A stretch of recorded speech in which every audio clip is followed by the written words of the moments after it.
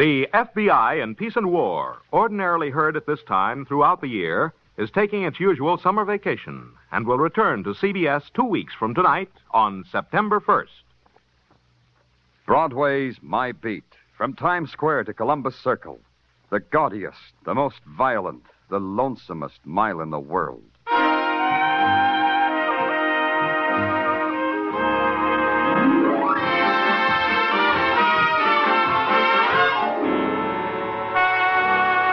Broadway's My Beat, with Larry Thor as Detective Danny Clover.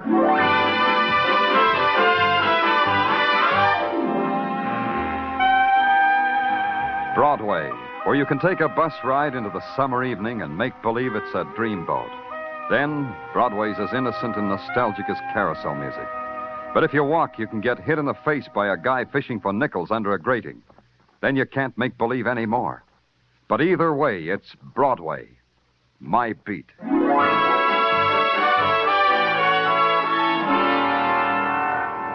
Danny! Danny, come in here.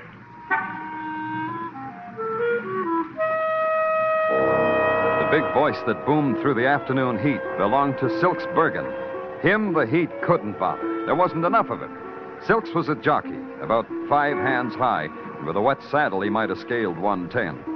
He waved to me from the doorway of a haberdashery store. In here, Danny, in the store. Yeah, Silks, sure.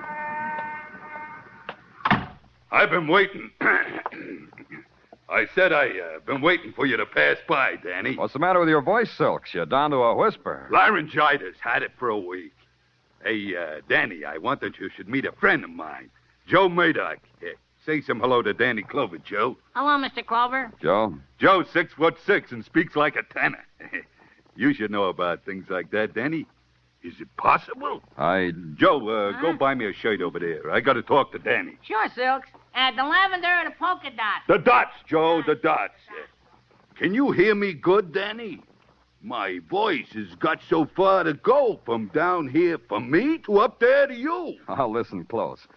What's on your mind? I want you to, I said, do me a favor, huh? About the key. Why didn't I think of it myself, about the key? What key, Silks? Well, I'm riding a race down to Maryland tomorrow, you see. I don't know how long I'll be gone. Now, you understand? Oh, that key. What key, Silks? The key for the locker at the LaGuardia plane terminal. Oh, now I know. That key for that locker. Huh?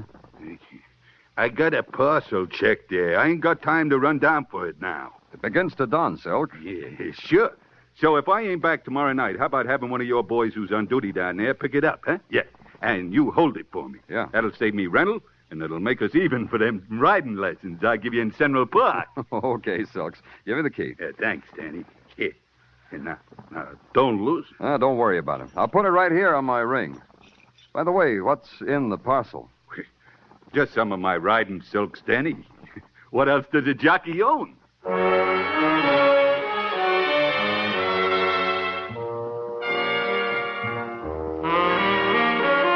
I patted Silks on the head, bit him a fond yoicks, and mushed back into the tropical heat of Broadway. Tropical was an illusion that wasn't hard to believe. The crushed pineapple and papaya stands, the coconut milk in real whiskered coconuts, the sly, grinning beat of the native drums heard through wilting loudspeakers, the girls, the luminous girls in their grass sandals and 14th Street sarongs. And then one whose lips looked as if they'd been painted with wild strawberries stopped me and kept me from my appointed rounds. I didn't mind. I'm so honest. I don't have the price of a dream, and I'm honest. Here, you dropped this. What? This $100 bill. You dropped it. Take it before it burns through my hand. $100. Wasn't I the careless one? Must have been in that Cracker Jack box I just threw away. Never throw anything away, Mr. Clover. There can be a prize in each and every package. That's a hard thing to remember. Will you help me try to remember, Miss... Ames. Belle Ames. Oh. If you ever need any help, Mr. Clover, ring for Belle Ames. That's cute. Very cute. Now maybe I can do something for you, Belle. Maybe give you back all this money you said I dropped. All right, so I lied. All you have to do is believe you dropped that money and listen. See how easy it is? $100 and no pain. For $100, you can throw in a little pain. Who do I listen to? It's written on the bill. Marty wants to see you. Oh? Marty says it's easier to talk to people who have money. He likes people with money. He says they listen better that way. I'm a fool for psychology, Belle. Let's go listen to Marty. Not me, Mr. Clover. You. It's you he wants to listen. Hey, come back here. Belle, come back here.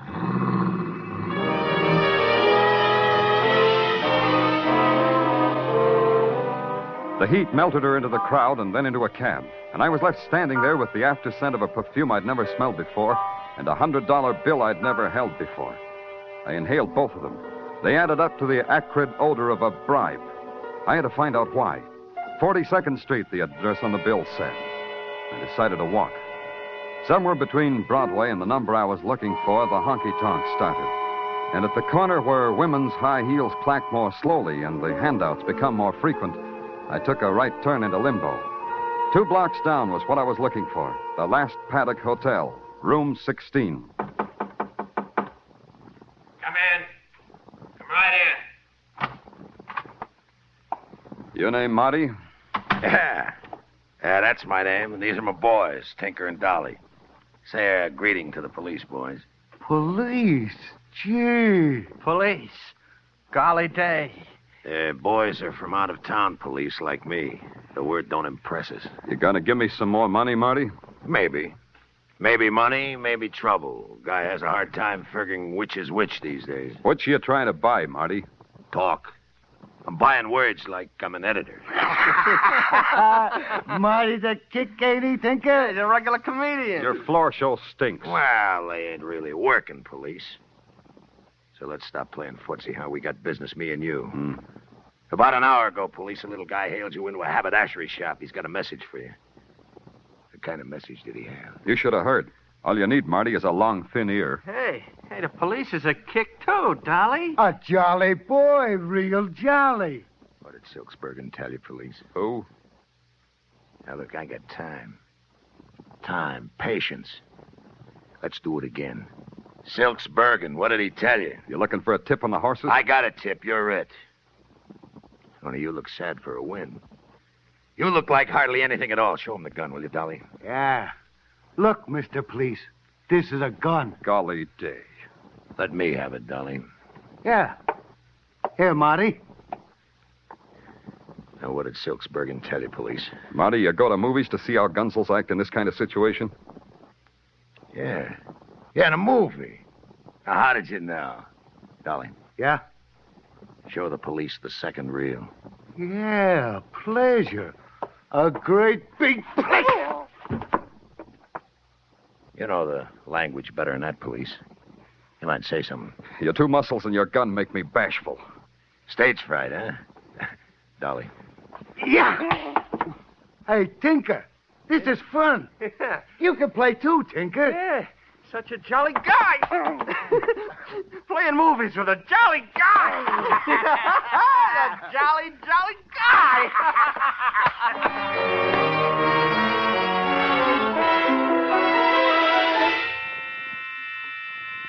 Somewhere a light going on and off made a big noise and a bigger hurt just in back of my eyeballs. It screamed at me from across the street and through a window hung with grease-stained drapes. And I knew I was still in Marty's hotel room. I knew that hours had been torn out of my life and thrown away. Then the light screamed again, and this time there were words. Big 1,000-watt words that said, Pearl Club, delicious dancing girls. First one, then the other. And in between there was the creaking sound of a rocking chair. Then the rocking chair made words, too. Don't hurry. It's rather pleasant here, sitting rocking in the dark with that brazen sign throwing its naked, intermittent light. This gun gives me the right to introduce myself. I'm Gil Sherry. Oh, should I know you? Perhaps. I believe I'm in the class book of one of our more venerated colleges. That's my identity. A thesis on Gil Sherry would make lurid reading for the boys with the old school tie, don't you think? I wouldn't know. Read me a chapter. Oh, delighted. Chapter 1 begins. Early in life, I learned to love money. It was a symbol of the sordid life into which I'd fallen. Now, sitting in a bleak, villainous hotel room, my comrades, a detective and a corpse. The corpse and the detective. Is that all me? Not quite. You're the detective, true, And the corpse is the true corpse lying in the corner. Huh? And I believe he's a friend of yours, Mr. Clover. Silks. Silks. Rather fancifully named, don't you think? Silks Bergen. Proud, colorful name. But pride and color seem to have drained out of him. Maybe he's ashamed of wearing bullet holes where his polka dots ought to be. He was a neat little guy. So? And he'll be pleased with death. Death is so precise. Closes your mouth, too. That wasn't smart of Marty. Marty realizes that. That's why I'm to keep watch over you until you open yours and tell us what Silks had to tell you, huh? Oh, by the way, here are your meager belongings. Yeah. Your wallet, a key ring, your badge, and a $100 bill. Marty's orders. That's good of him. They're all there. Yeah. You said $100 like there were words that hurt you. As I suggested, money is beautiful, Mr. Clover. Money buys money. Money is an ecstasy of an exquisite pain. Oh. Gil, I dropped the bill. Huh? If you pick it up from me, I'll let you hold it for as long as you want. Go on. Touch it, Gil. Feel it. Oh, of course I'll get it. Yeah, Gil. And get this! I'm not going to send my boys to college. Their noses break too easy. Took 15 minutes for the riot squad to clean up room 16. I booked Gil Sherry as an accomplice to murder, and the morgue booked Silks Bergen. The thing I had to do now was break a promise to a dead man. I couldn't wait until tomorrow to use Silk's key, the key that Marty didn't even notice. A half hour later, I was in the big waiting room at LaGuardia Field. American Airlines DC-6 leaving at Gate 5 for Chicago and Los Angeles. Loading at Gate 4. Hiya, Lieutenant Clover. What brings you down here? You an officer? Had any trouble? Locker thieves? No, only trouble was a 3-year-old kid in a $400 cowboy suit screaming because he lost his nurse and chauffeur at the same time. Where's locker 147? 147? Right over here, sir. Let's go. Now, let's try this key. A suitcase, Lieutenant. Yeah, pretty heavy.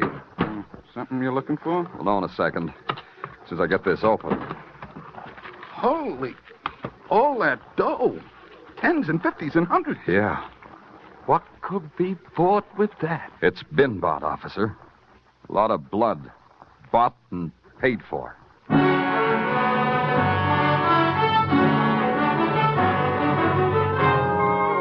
You are listening to Broadway's My Beat with Larry Thor as Detective Danny Clover.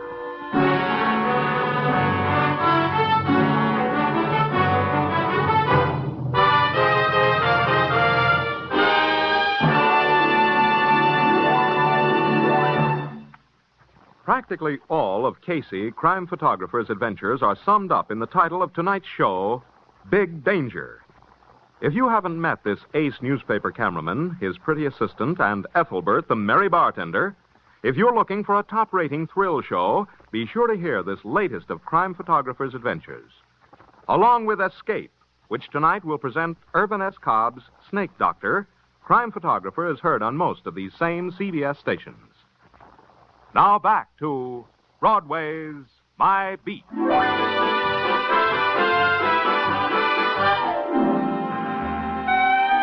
Broadway is an animal that feeds on hot tips, a tip on a horse or a chopped liver sandwich. There are even touts who will hawk you a scratch sheet giving odds on Broadway's being wiped off the face of the earth.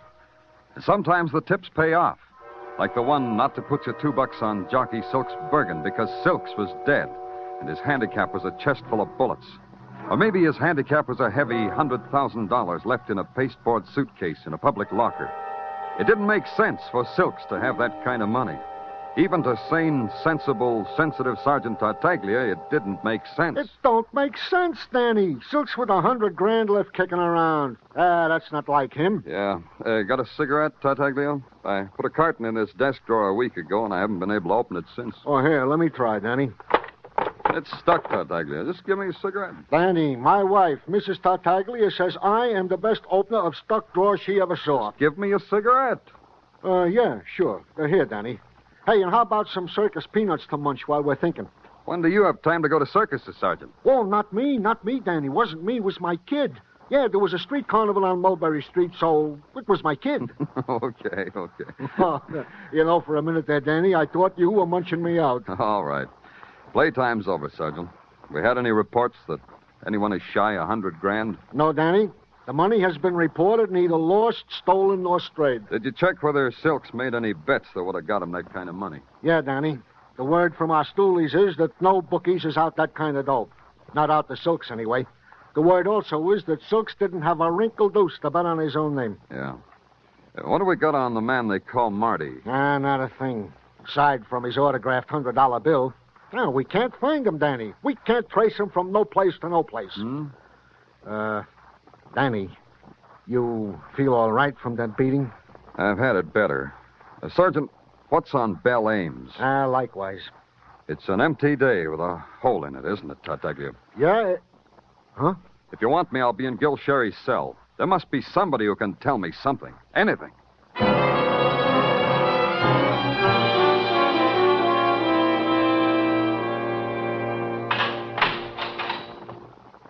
There's no need to humiliate me further, Mr. Clover. Being forced to talk to you is humiliation enough. Murder doesn't bother you, huh? As long as it's not mine. Dying can come to a man a lot of ways, Sherry. You could die as an accessory to Silk's murder. And there are so many things to prove, though, before I die, aren't there, Detective Clover? If you told us some secrets, you could maybe keep on living. That's as good as money sometimes. True. That's why I keep my mouth shut. I'll breathe longer that way. You mean Marty will kill you if you talk to us? I'm not brilliant like you, Sherry, but it seems to me you'll lose either way. Man has few choices, but the destiny of Gil Sherry will spin itself out as Gil Cherry chooses. That's what my class book said about me. Yeah. Real prophets, your classmates. Real prophets. Here's the envelope with Sherry's belongings you asked for, Danny. Thanks. I return your meager possessions, Sherry. Your cigarettes, an empty wallet, a fraternity pin, and... This is interesting. Roll of tickets to Pelagus Shooting Gallery. You know Pelagus, Sherry? Pelagus, the ex-bookie? You shoot at his shooting gallery? Yeah, that's what I thought. Happy destiny, Sherry. Happy destiny.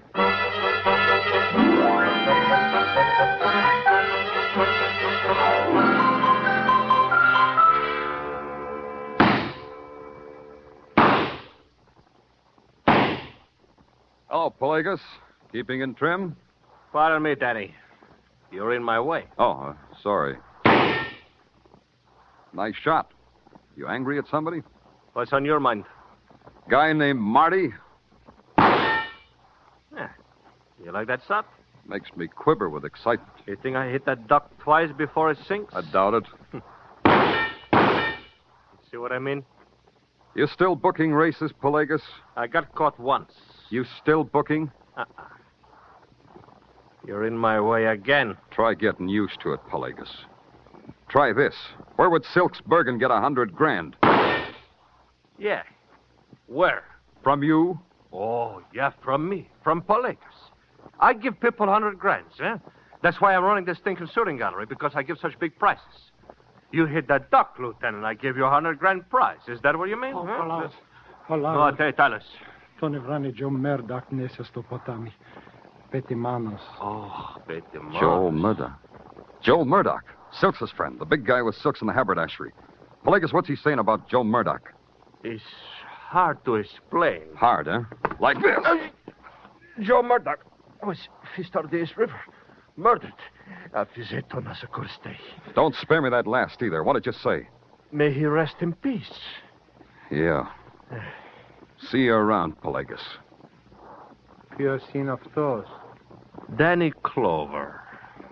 It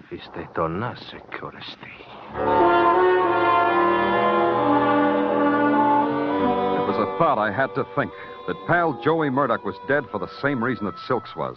I checked headquarters, found out that Murdoch's last known address was the Last Paddock Hotel. He shared a room there with Silks. The environment made its own possibilities. The lobby of the Last Paddock had a new embellishment. Above the clerk's desk was an embroidered wreath. To Silks, it said, "You finally beat the bookies." The clerk didn't sound funereal at all. Sorry, mister, you gotta come recommended. The last paddock don't rent rooms to just any fink that asks. I didn't mention room. The sign under your chin says information. I'll take that. You don't look like you carry that much dough. I got it sewn under my lapel. Here, take a look. A cop? A shaman? A real friendly policeman, mister. Come on, the information. Now, look, I'm a new boy here. You ring that bell, I give you the register. You sign it, you got a room. That's how it works. That's all I know. Yeah. Say, that's a pretty big safe over there. Why such a big safe for such a small flea bag? New, too. Yeah, new. How come? How come such a big new safe? Look, like I said, I'm a new boy. Look, friendly, we got laws about new boys who get close to new murders. Put your out to lunch sign on the counter. We're going uptown. No, wait a minute. Wait a minute. About that new safe. See, we had an old one. What happened to it? Well, yesterday the boys opened the old safe, and all it gave back was an empty stare. The boys did. What boys? The boys, the guys that live here, the bookies. Oh, they kept their money in a safe, huh? Well, sure, it's much safer than a bank. No peeping T-men that way, eh? That way the bookies don't pay income tax. That way, if their money gets stolen, they can't run to the police. Yeah. And that's all I know. You can take me uptown, and that's still all I know. Yeah. Don't go away, friendly. Maybe soon you'll be able to tell your story to an audience.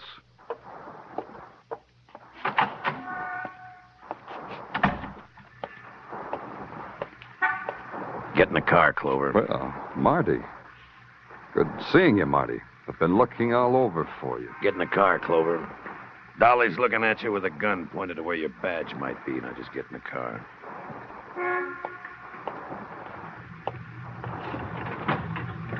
Hey, Tinker. Hey. It's the police again. Maybe we'll get to play some more movies. After I take his gun. Yeah. Golly day.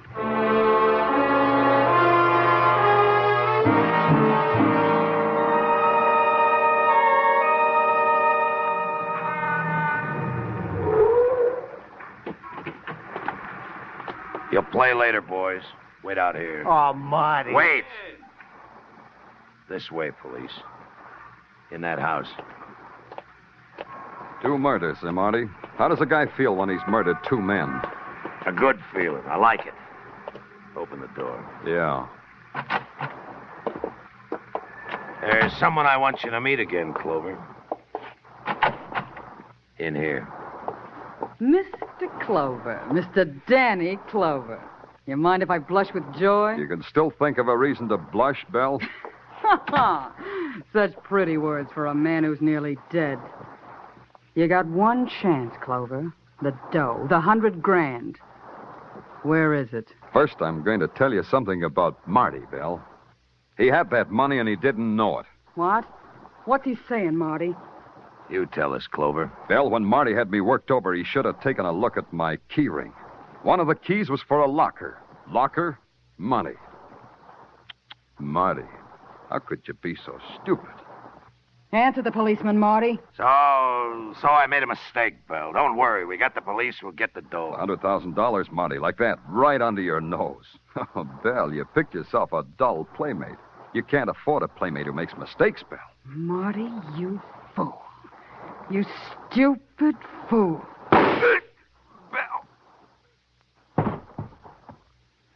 I've got to ask you, too, Belle. How does it feel to kill a man? Where's the money, Mr. Clover? At police headquarters, in my office. Get on that phone, Mr. Clover. Get on that phone and have one of your flunkies bring it over. No tricks, Mr. Clover. Just tell them... Hard to kill from up close, huh, Belle? Oh, Pelagos. It's me. Pelagos, of Pelagos Shooting Gallery. You see, Clover, how well they learn from Pelagos? You always teach them with a gun in your hand? Yeah, one needs something to rap one's pupil across the knuckles when she is bad. No, Belle? Belle deserves it, Pelagos. She tried to double-cross you. That makes 2, Belle and Marty. Didn't know you were so much alike, Belle. You and Marty. Don't listen to the policeman, Pelagos. No, it's just you and me. Nobody else. It's you and me and $100,000. Oh, sounds good. To me, that sounds good. How would it sound to you, Clover? Speaking strictly from a personal point of view, I wouldn't believe it. From a personal point of view, that is. Uh-huh, but Pelagos point his view different. Then it's all right, Pelagos. It's all right, isn't it? Oh, it couldn't be better. Just show me you mean it. Throw away your gun. Huh? On the floor, Belle. Throw away. Oh, sure. Anything you say. You're a good girl, Belle. Nice, good girl. Oh, Pelagos. Yes. Belle was a nice girl. She had nice, good ideas, Clover. How did she say? Get on the phone and have a flunky bring money over. No tricks. That's how she said. The flunky comes alone, Clover. I tell you in English, not in Greek, so you understand. He comes alone in 20 minutes. Yeah. Tartaglia, this is Danny. Silk's dough. Yeah, the 100 grand. Bring it here to me. Yeah, to 8 West 63rd. In my desk drawer, Tartaglia. It's in my lower left-hand drawer. Yeah, right away. Come alone, Tartaglia. Alone. You did good, Clover. Nice good. Now we wait 20 minutes.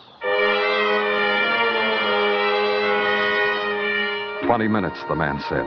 Just Pelagos and me. There was no one to play him off against. No Marty, no Belle. Just me. The fall guys I'd set up, Marty and Belle, all gone. It all belonged to Pelagos now. 2 new fall guys, Tartaglia and me.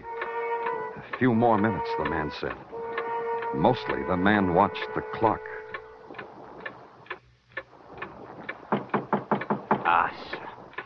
You're lucky, Clover. In 2 minutes, you could have died. Open the door. Hiya, Danny. Well, here it is. I brought the dough just like you said. Hey, you know, it's good to get away from the office. Put that suitcase on the table. Huh? Hey, it's Pelagos. Hey, and he's got a gun. Hey, Danny, what Give the man goes? the suitcase, Tartaglia. Oh, whatever you say, Danny. Clover. You're a nice, good fool. I get the money, you still die, huh? You and the flunky. Huh? Talk to us before we die, Pelagos. I like to talk. What do we talk about? That was your money. Silk stole it from the safe at the last paddock. Thought he could get away with it. He thought you couldn't do anything about it. But you crossed him. You had Marty kill him and his friend Murdoch. You talk all by yourself, Clover. You didn't let me say a word. Now fold your hands behind your head and stand facing the wall. You both. Good. That's nice, good. Now I want to look once more at my money. It's too long since I looked at the money. Yes, my money. Something wrong, Pelagos? This money, It's what, Pelagos? it's nothing but paper. Lousy torn-up strips of dirty newspaper. Paper is nothing but Hit the floor, paper. Tartaglia. I'll take him. Nice good, huh, Pelagos? Yeah. Nice good.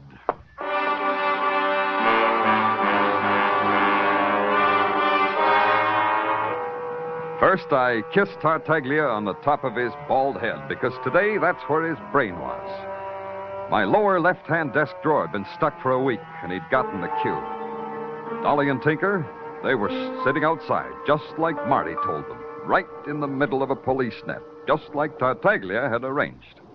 So I kissed him again. So he invited me to a spaghetti dinner. Midnight's a happy time on Broadway. It's crowd and it's laughter, and it's a trumpet that screams. It's a place strung into the night like some phosphorescent alley, and they're heaped there, the bright-eyed kid, the voice that whispers from the doorway, the poet, the dregs. It's Broadway, the gaudiest, the most violent, the lonesomest mile in the world.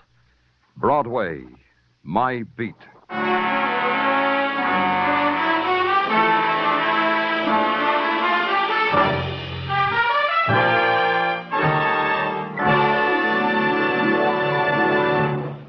Broadway's My Beat, with Larry Thor as Detective Danny Clover, is produced and directed by Gordon T. Hughes, with script by Morton Fine and David Friedkin. Musical direction is by Lud Gluskin. Be sure to join us next week, same time, same station, for Broadway's My Beat. This is CBS, the Columbia Broadcasting System.